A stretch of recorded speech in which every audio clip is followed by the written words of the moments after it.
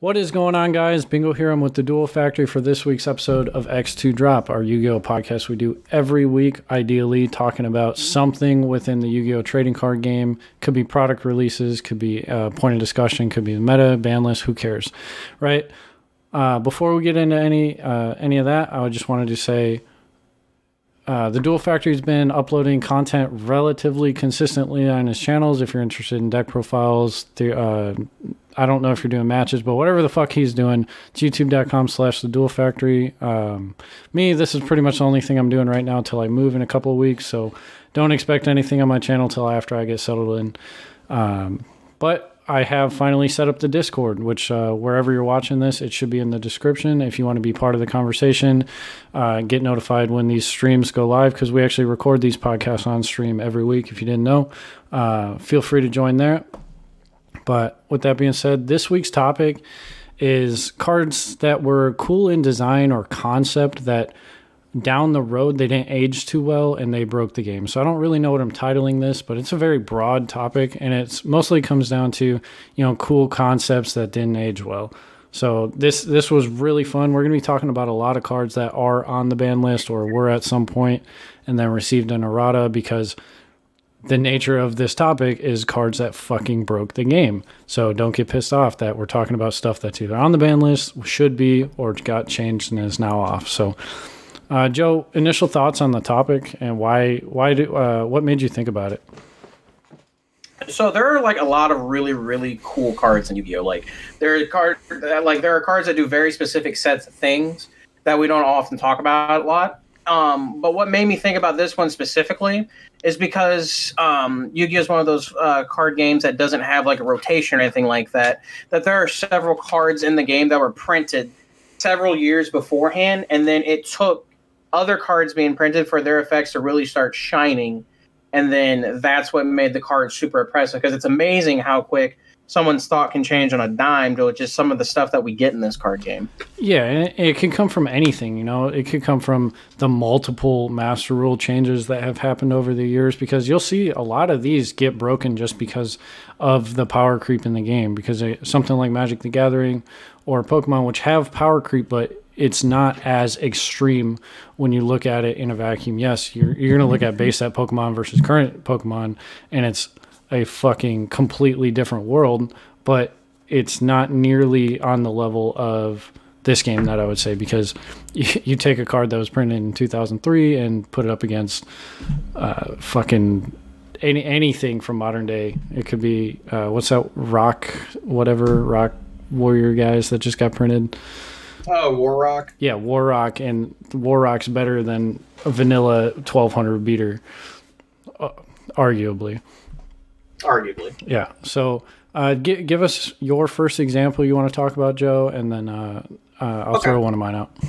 One of the cards I think that honestly fits the bill. It hasn't been around as long as some of the other cards that we've been talking about, but Fairy Tale Snow is one of those cards that I think was a really, really cool card concept whenever they were designing it, because it did a very niche specific thing, and it went off the lore of Snow White and the Seven Dwarfs, right? It's named Fairy Tale Snow in name, obviously. It can only be summoned by banishing not only summoned, but it can be special summoned by banishing 7 cards from the graveyard hand, whatever. It was a cool concept. It was a level 4 that could keep recurring by just simply banishing cards. And I think that was a really, really cool card concept. Don't forget about the Book of Moon effect, because that kind of goes in with the lore, Yeah, because they gotta go night-night, you feel me? But anyway, now the problem with this card is once we got it and we actually got into gameplay, you started seeing some of the glaring flaws that this card had, right? So, for example, one of my personal favorite things in Yu-Gi-Oh! It's not hard once per turn, so there's that. It's not once per chain. Yeah, it's not once per chain. That's really big. And then the cards that got to go with it made it insane. So a good example of this were people who, before Grass came out, because obviously Grass is one of those cards, right? But people were starting to play 60-card Lightsworn decks where they didn't really have an actual recurring card, because especially with all the cards in the graveyard, it was just Judgment Dragon Turbo. But then you give them a card like Fairy Tale Snow, and now those cards that are in the graveyard, they're just kind of sitting there doing nothing, now have a purpose. And then you can take it a step further when we got Grass, And then now in any 60 card grass deck, mainly like Infernoid decks and stuff like that, now you have this huge graveyard full of stuff, and the snow can keep recurring. Now, where I think it'd be like really becoming like one of those cards where it was like you can almost define it as a tier 0 card, right? So some people started seeing the zombie Lightsworn deck going around, and this is where I think you really started to see where the card shined, because most of the times it was just an interruption that you can summon. But Fairy Tale Snow made it in that deck, especially because they were playing cards like Shooter, Solitaire to get to Unizombie. They're also playing cards like Spirit Master. So essentially, if you resolved it and had like those cards in the graveyard that went with it, Fairy Tale Snow went from being an interruption in a level 4 to a Book of Moon, a Raigeki Break, and a free rank 4. Because the Solitaire brought back the Spirit Master that was banished off of it. So now you have this card that did this very specific thing, and now basically on its card, it's like unwritten on the card text, it now just gained 3 additional effects that could swing a game in your favor. Now that's crazy. Yeah. So we do have a lot of cards to talk about. So I know you like the sound of your own voice, and I do too. It's lovely. But try to keep it a little bit shorter. But yeah, Fairy Tale Snow did not age well. The card is insane. Maybe it wouldn't be as broken if it wasn't, or if it was a hard once per turn, but that's not here nor there. You know, it's a really cool concept that in implementation kind of warped a couple of formats because it was so powerful. Oh yeah, for sure. Chat saying Sangan. So Sangan's a good one to talk about, right? Because it's very simple in design. Lets you search a small monster.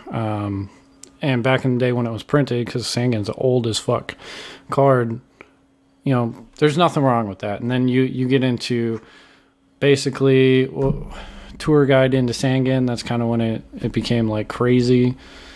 Sangan was just kind of crazy because, it's a very simple concept. It's just a tutor for any like level 1500 or less attack point monster in your deck.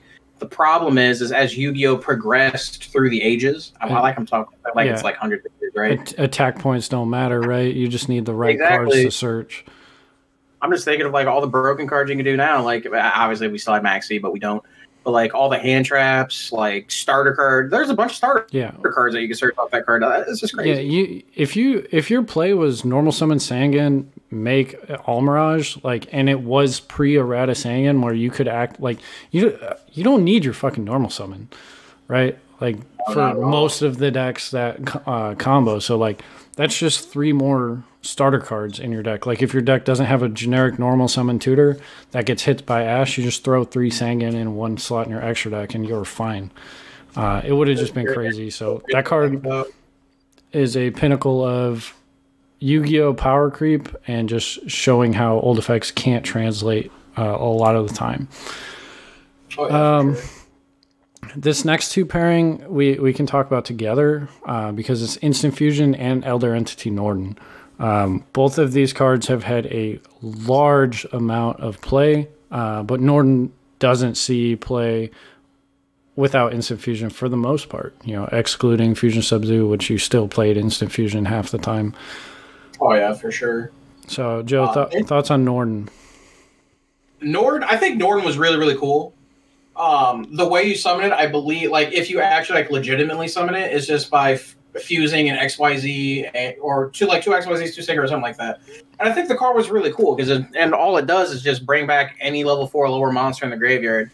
The problem with Norden is when it was made, obviously it's a free instant rank 4, but there are a lot of combos that Norden enabled simply by just existing, and I think that's the biggest problem. Yeah, and obviously without Instant Fusion, excluding Fusion Sub-Zoo, Norden would probably, with the card pool we have today, it would probably find some possible way to exist.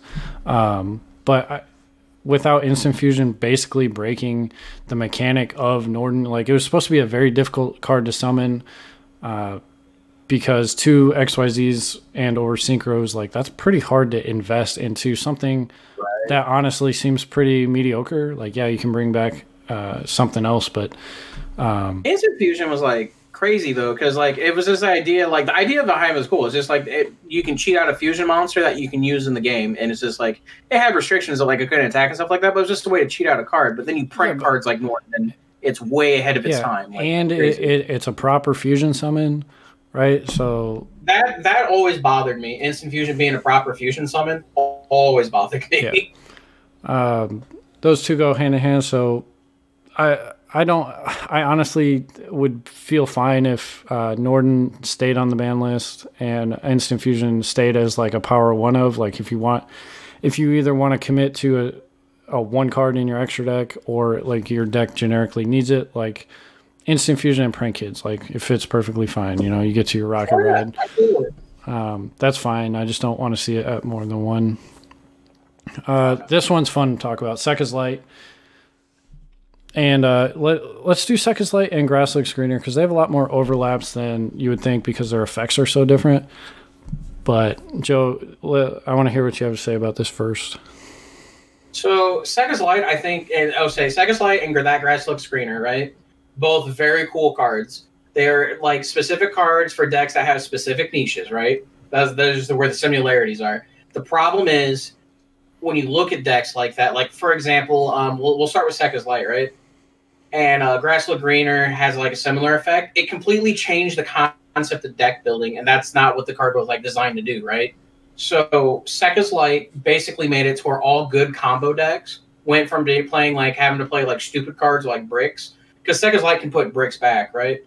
Oh yeah, that effect is broken by itself, man. It's broken. But now all good combo decks, Thunder Guard Dragon's the worst offender of this, went from playing these cards to just 37 monsters and 3 spells. And we just abused the shit out of it. Yeah, 3 Pot of Greed that gets you an additional draw.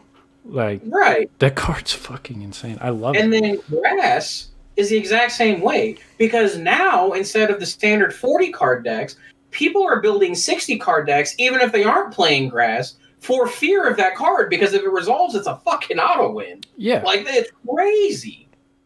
Yeah, they completely warp deck building. And, like, I'm not here to argue if they should be legal or not, because I have my own opinion. Like, I think Sekka should be at 3, because it's just a cool card, and I think I would live through a format with Grass at 3. I just don't really want to again. But the way the cards were designed, I think, is very cool, right?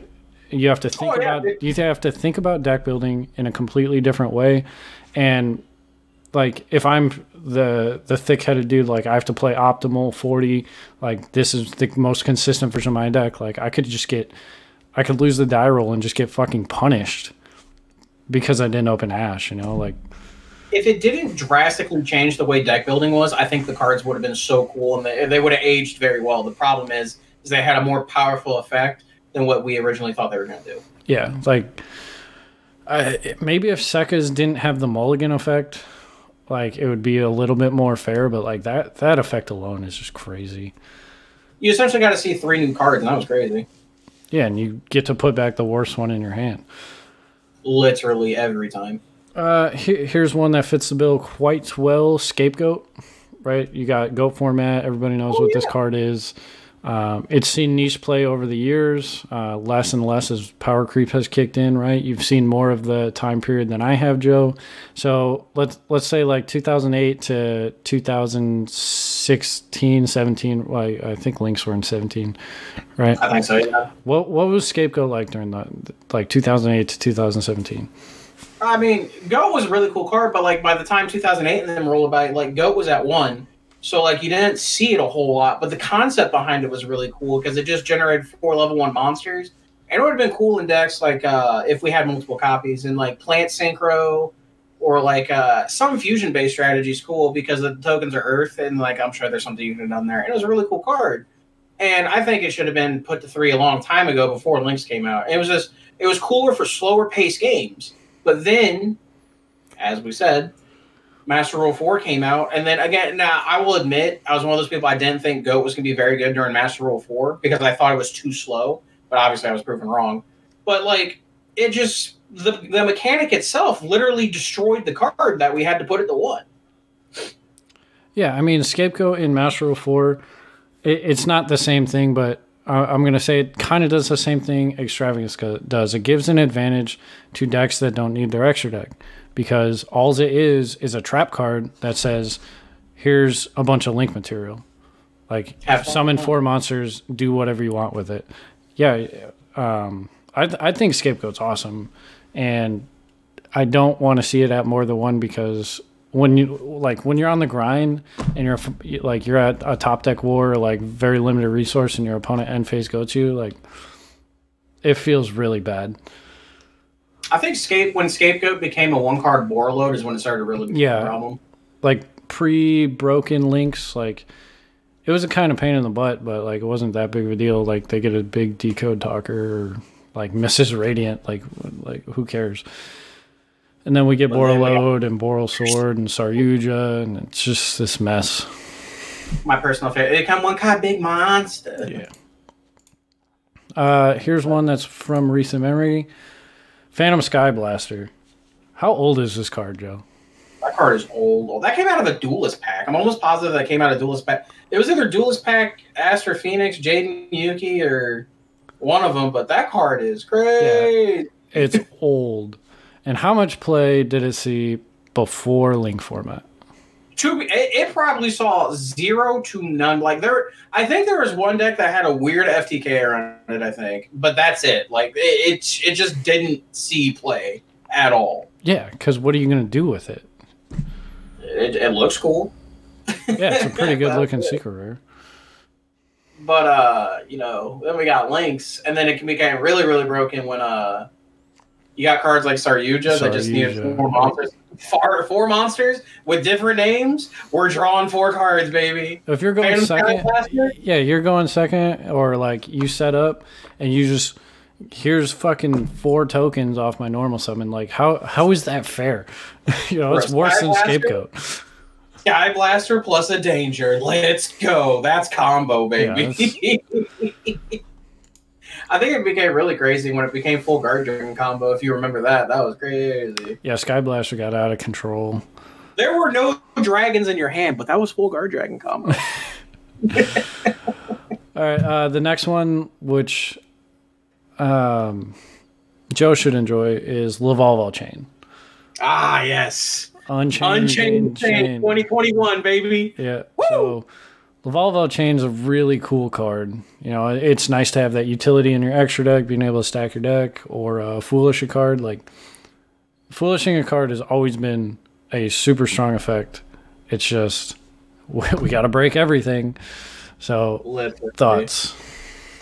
I thought the card was really, really cool when I read what it did. I'm like, that's a really neat thing Lavalvals can do. Yeah, and because, they get advantage. But then I kept reading, I'm like, wait a second.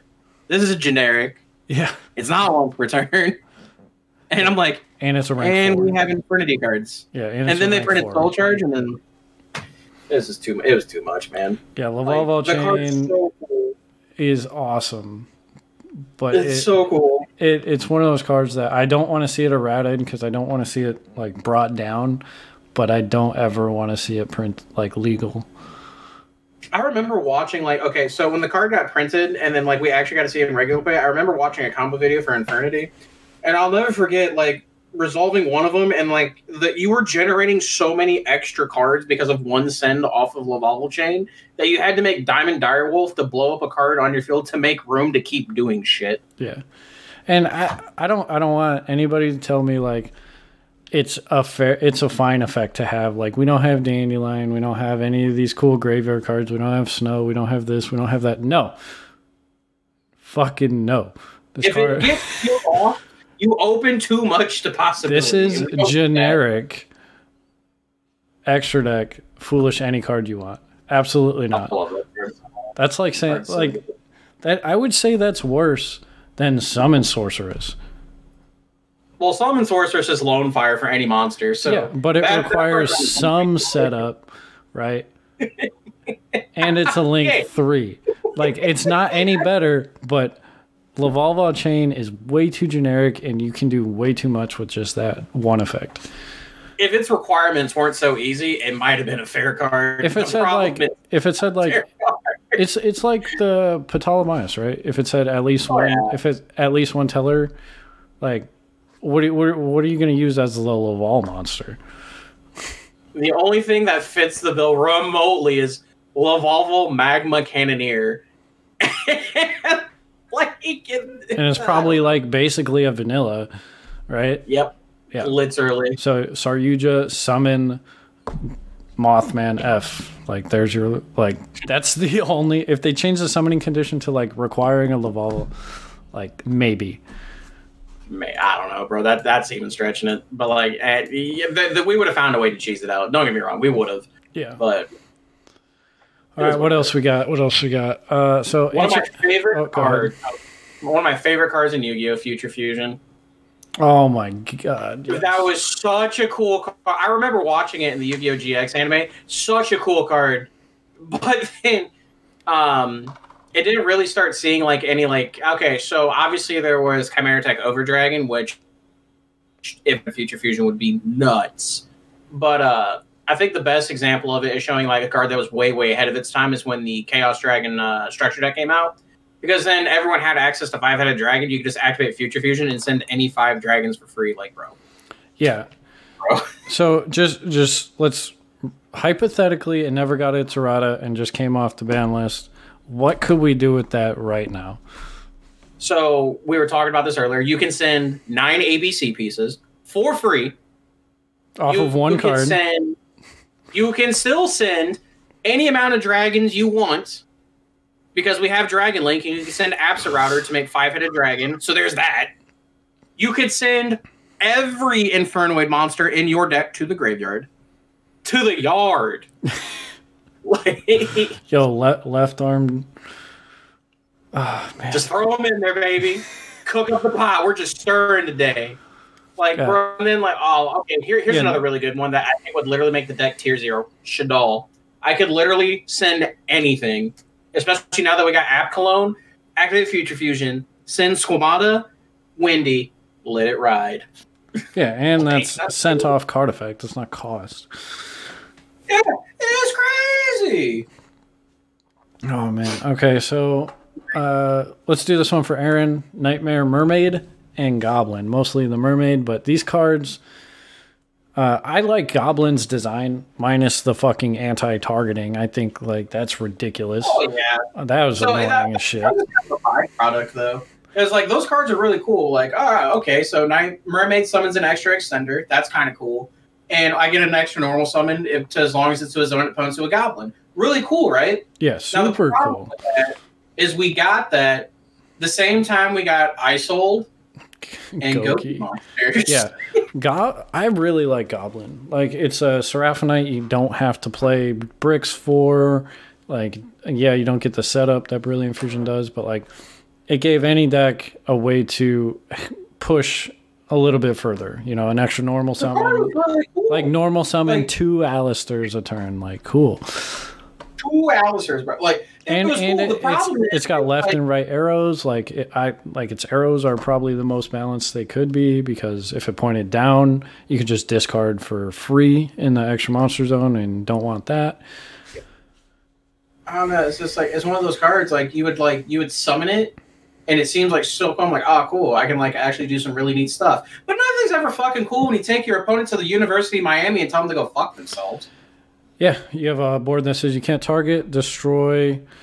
I forget what the fucking other ones do, but like you have a full extra link with like a firewall bounce and fucking sleeper on the end with.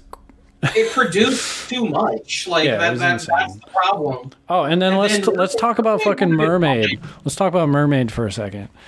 That card was fine. This card was perfectly fine until Konami said, hey, let's mix the fucking Nightmares and Orcust. Like with Orcust. Oh my god. Orcust Nightmare was the worst thing that's ever happened to I have to press this card. We caught a combo. Full combo. I got 2 Nintendo gift cards here. That's fucking full Orcust combo. Let's go. Like it's like, what do you got? I have a paper in a dream. That is full Orcust combo, my guy. Yeah. Everything just became Orcust combo. Everything and everything. Oh my god. My pop figures, all like I don't know how many I have. I think I have 10. All 10 of them, Orcust combo. Yep. So a couple other cards we got. Level Eater. Level Eater was a fringe card at best for a long time. And then like Link Summoning came out, and it's just like Link Haribo. As soon as Link Haribo came out, the fucking card became insane. The worst Level Eater could do was Synchron combo decks, and that's it. Yeah, it couldn't be played in anything else. Yo, yeah, they would get double Quasar if you didn't interrupt them, and they had Soul Charge. Like, who fucking cares, right? They're just gonna break next game anyway. But we make a whole new mechanic, and we make a Link Haribo. Oh my! And God. Now it becomes a fucking problem. And then you got like we had what was the third one? What's up?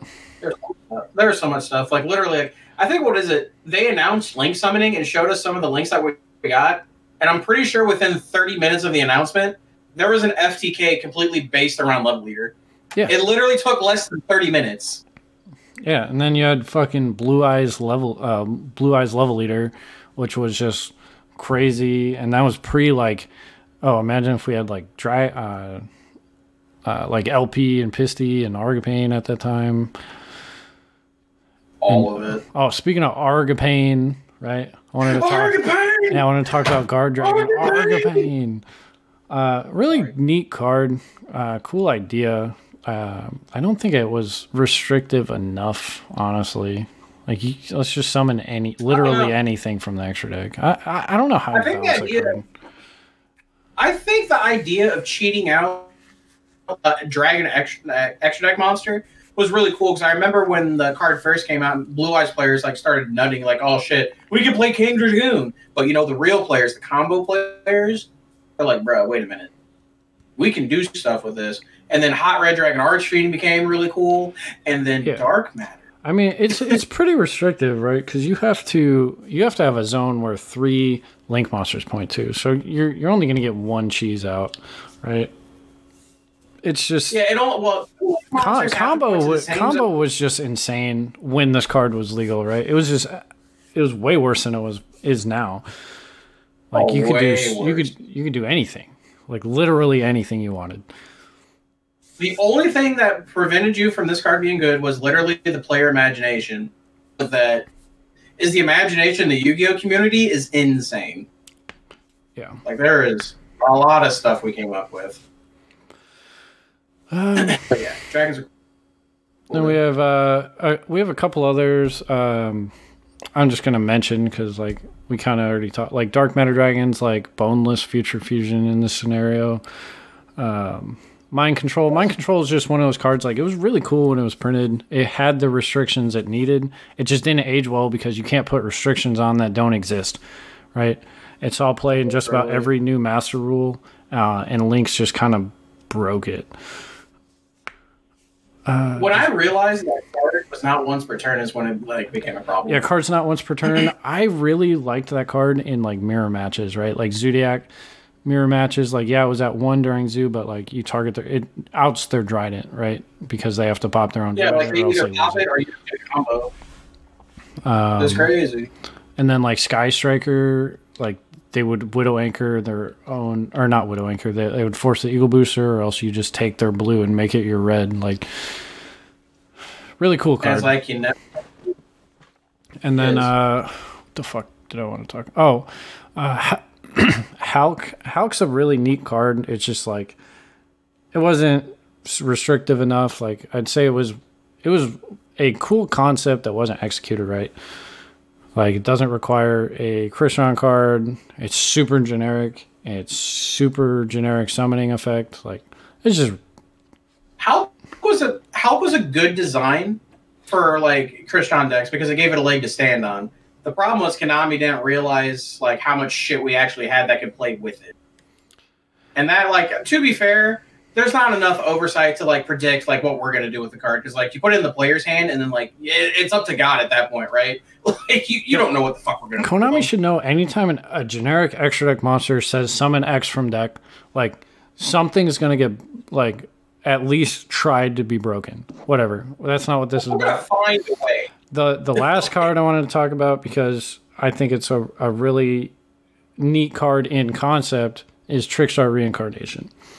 Right, the Trickstar deck wants to burn your opponent for drawing, like on paper, like banishing your opponent's hand and then them getting a new hand. Like, there's nothing wrong with that, right? If you're gonna touch my hand, like at least give it back to me. But when you do what the Yu-Gi-Oh community does, it gets a little frustrating. When you have cards like Draw and Lockbird that punish you from actually playing the game, that's when the cards burn. And like you're absolutely right. Like, okay, cool. Like Trickstar Reincarnation. Okay, banish a hand and you draw the same amount of cards that you banished, right?